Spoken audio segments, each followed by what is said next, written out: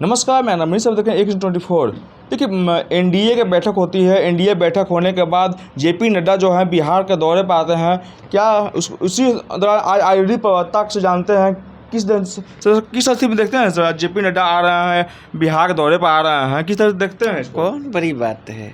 JP Nadda आज थोड़े आ रहे हैं, पहली बार बराबर आ रहे हैं। चूंकि यहीं उसका पढ़ाई लिखाई भी हुआ है, कौन सा पहाड़ टूटने वाला है।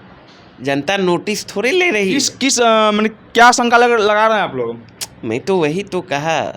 भारतीय जनता पार्टी के तमाम नेता यहाँ आते जाते रहते हैं, जेपी नड्डा की ही बात क्यों करते हैं? आपने देखा कई दफ़े यहाँ अमित शाह जी भी आए, प्रधानमंत्री जी को भी आपने देखा यहाँ सड़क मार्च से प्रचार करते हुए, रोड शो करते हुए लोकसभा चुनाव में। क्या फ़र्क पड़ गया? इसलिए बिहार की धरती सामाजिक न्याय की धरती है ना। यहाँ जो है राष्ट्रीय जनता दल के नेता हमारे आदरणीय तेजस्वी यादव जी, आदरणीय लालू प्रसाद यादव जी सामाजिक न्याय और सांप्रदायिक सद्भाव के लिए अनवरत संघर्षरत रहे हैं, संघर्ष कर रहे हैं, एक एक सिपाही। तो इसलिए भारतीय जनता पार्टी का आप देखिए ना इतिहास, हिंदी भाषी प्रदेश में हर जगह उनकी सरकार बन गई, लेकिन बिहार में उनका सपना अभी तक पूरा नहीं हुआ है और नहीं होने वाला है। और आते हैं, ठीक है, जेपी नड्डा साहब आए, भारत सरकार में मंत्री हैं, केंद्र में सरकार है, बिहार में भी डबल इंजन की सरकार है। वो बताए बिहार वासियों को बिहार को विशेष राज्य का दर्जा क्यों नहीं मिला। हमारे आदरणीय नेता तेजस्वी यादव जी के प्रण अनुरूप बिहार में महागठबंधन की सरकार ने जाति आधारित गणना कराया। आपने देखा, गणना उपरांत दलितों के लिए, पिछड़ों के लिए, अति पिछड़ों के लिए, आदिवासियों के लिए आरक्षण का दायरा बढ़ाकर 65% किया गया।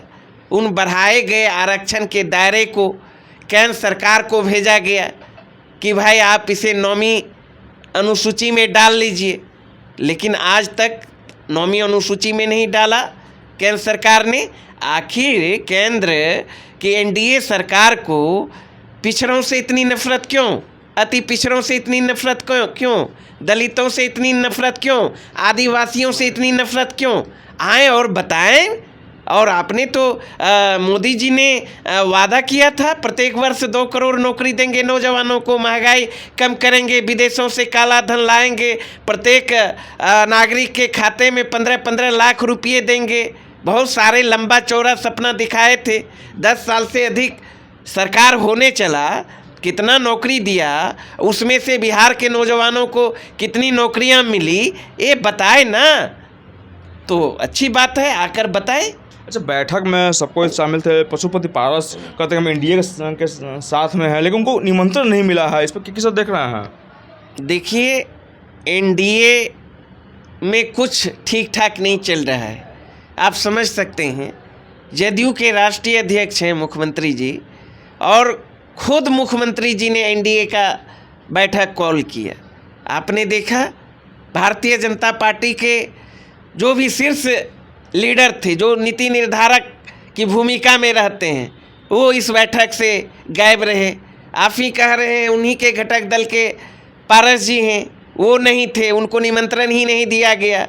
उन्हीं के घटक दल के जो शीर्ष नेता थे एलजेपी आर चिराग जी, वो नहीं थे, मांझी जी नहीं थे।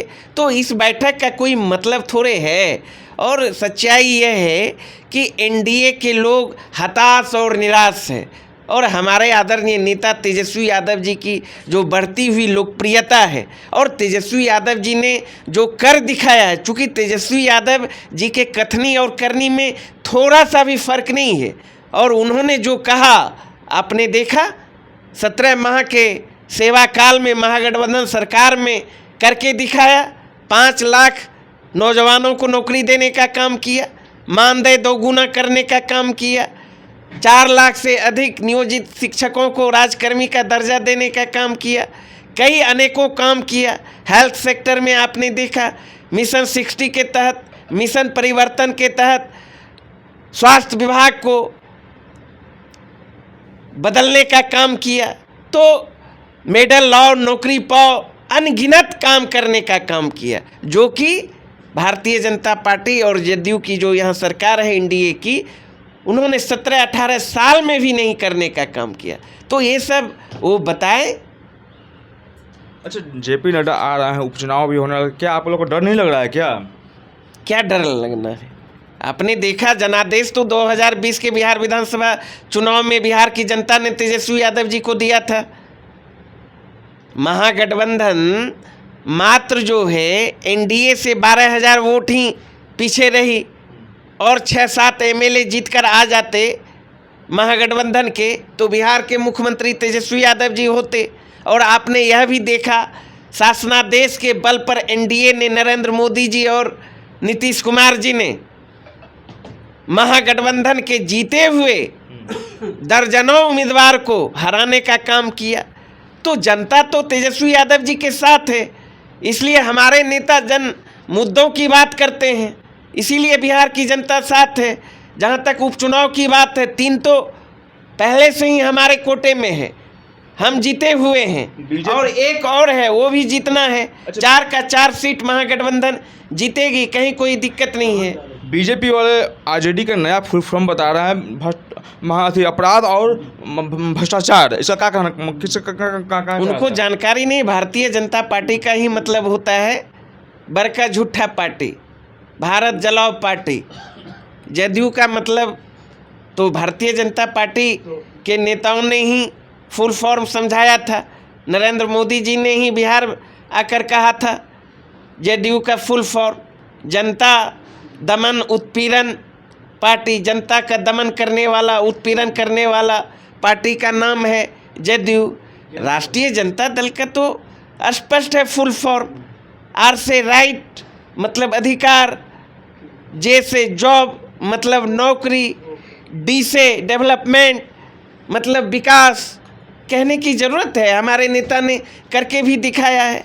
इसलिए इन लोगों के पास कोई मुद्दा नहीं है और मुद्दा विहीन लोग हैं, इसीलिए इधर उधर की बात करके इधर उधर घूमकर बिहार और देश की जनता को मूर्ख बनाने का काम कर रहे हैं। तो आप सुन रहे थे आरजेडी प्रवक्ता अरुण यादव का सारे प्रश्न बेबाकी से जवाब दिया है। तमाम खबर देखने के लिए एक न्यूज़ 24 से बने। धन्यवाद।